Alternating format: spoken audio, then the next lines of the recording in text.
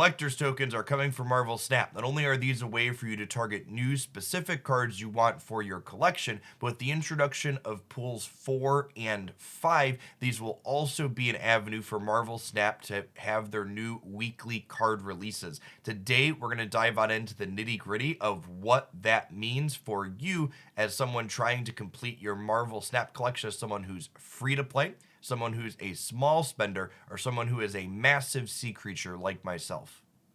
Let's start with the good news. All of the numbers you see on this spreadsheet here make the assumption that someone starts playing Marvel Snap today when there's currently 176 cards in the game, and that Marvel Snap continues to release one new card per week at their targeted release cycle. The collector tokens, as you can see, actually make acquiring a full Pool 3 collection faster because they didn't remove cards from other places. Your chances of getting a card from a reserves or a cache on the collection track are the same, while you're also getting these collector tokens currency.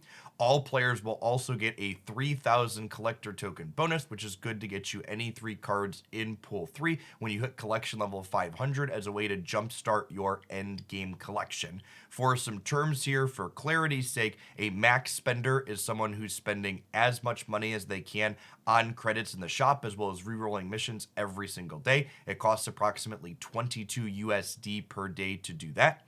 A medium spender is someone who is purchasing the $10 season pass as well as $100 in gold every month, and a small spender is someone who is just buying the season pass every month as well as that $3 welcome bundle. As Marvel Snap moves forward with their weekly card release plans, there are some things that we need to know for the calculations that we'll do in a second here. The first is that not all cards in the token shop are created equal. The Pool 3 or Series 3, as Second Dinner calls them, cards will be the cheapest at 1,000 tokens each. Series 5 cards are going to be the most expensive at 6,000 tokens, and Series 4 cards are in the middle at 3,000 tokens. We know for a fact that all of these new weekly card releases are going to start as Series 5 cards, costing 6,000 tokens or 6 times the Pool 3 cards that are already in the game. Now, it is also true that you can get Series 4 and Series 5 cards out of your reserves. It's going to be incredibly unlikely for that to happen. You're going to get a Series 4 card 2.25% of the time with a 40 reserve pity timer on that, meaning you're going to get one about 1 in 40 reserves that you open. And Series 5 cards have no pity timer, and they only have a 0.25% chance of being open, meaning you're only going to see one about 1 in every 400 reserves that you crack.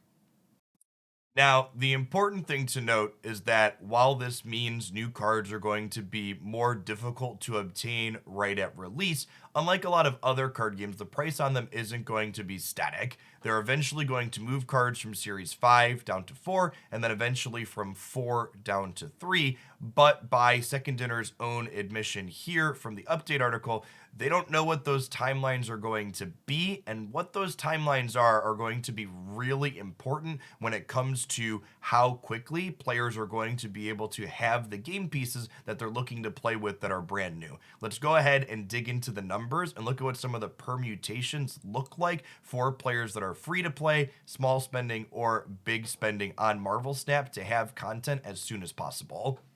The table below maps out a few different scenarios of what it will take to keep up with all new content in Marvel Snap at release. A few caveats to note with this table. The first is that this table is assuming that you have a full Pool 3 collection, because the amount of collector tokens that you are getting when you have a Pool 3 collection increases because you receive additional tokens from those reserves where those Pool 3 cards were previously coming from. The next is that these dollar amounts are estimates. These numbers are going to vary a little bit depending on how much Marvel Snap that you're playing. I'm making assumptions like you're achieving every free reward on the weeklies and the season pass, but there's variable rewards in there as well, such as how many cards you're splitting, how many variants you're getting randomly, as well as how many season pass caches you're getting at the end of each month. Let's start with the big number people want to know. Jeff, what does it cost if I want every card in Marvel Snap right at release? Well, it looks like by my calculations, it's going to cost a little over 500 USD per month to get the season pass card plus the other 3 weekly releases. That being said, it's also important to note that this number assumes you are playing an incredible amount of Marvel Snap, because this is just to buy gold to turn into credits. You also need to be playing to have boosters to upgrade cards to get through an incredible amount of collection track levels every single month, so you can actually get the tokens to get these cards. There's no shortcut for playing Marvel Snap, even if you're spending money. And if you're spending money, you need to be playing more so you can use the resources that you're purchasing. Now, something that's important to note about Marvel Snap's release cycle here that's different from a lot of other digital card games is that this $500 price tag isn't static. The cards get cheaper over time as they're downgraded between pools. How long that's going to take, we don't know yet. And that detail is going to be really important. And I'd encourage you to pressure Second Dinner / Marvel Snap to give us an answer to that so we can find out how long players are going to have to wait to get those cards in their collection. That being said, let's go ahead and break down some different scenarios without knowing those exact timelines. To start, a medium spender who's spending a little over $100 per month is going to be able to get the season pass card, one card of their choice of the other three right when it releases, and then the other two of those three new releases when they're downgraded to pool 4. Small spenders, someone who's only spending $10 a month on the season pass, has two options for acquiring new cards by my calculations. You're obviously going to get the season pass card right when it releases, and then this first option here, you can get one card of the other three of your choice right when it comes to pool 5. You'll get one of the other two at random when it's downgraded to pool 4, and you'll get the third and final card for a given month when it finally gets downgraded to pool 3. Alternatively, you could get the season pass card right when it releases and then get all three of the cards for a given month when they finally hit that pool 4 downgrade. This means for small spenders, you're basically going to have the choice every single month. Do you want part of the new content right away, or do you want all of the new content a little bit after it releases? Again, we don't know what that pool 5 to pool 4 downgrade time frame looks like. I'd love to know in the comments down below what you think is a reasonable time frame for that to happen in. Finally, we have the metrics that a lot of people care about out there, and that is, what are the fully free-to-play options? Now, the first thing to note about being fully free-to-play is that the Season Pass card is fully exclusive to the $10 Season Pass for the duration of that pass. When the pass finishes, it is added to Pool 5 like all other new card releases. So effectively, if you are a free-to-play player, there are 4 new cards basically every single week entering Pool 5 for you to pick from. There are 2 options that work out with the fully free-to-play collector's tokens that you get. The first is you can have one of the 4 card releases in a month right when it comes out. You'll get one of the other 3 at random when they all get downgraded to pool 4, and then you'll get the other 2 and they finally are downgraded to pool 3, however long that's going to take. Another option here is you'll get 2 cards of your choosing when they're downgraded to pool 4. You'll get 1 random of the remaining 2 at that pool 4 downgrade step, and you'll get the 4th and final card in a month when it's finally downgraded to pool 3.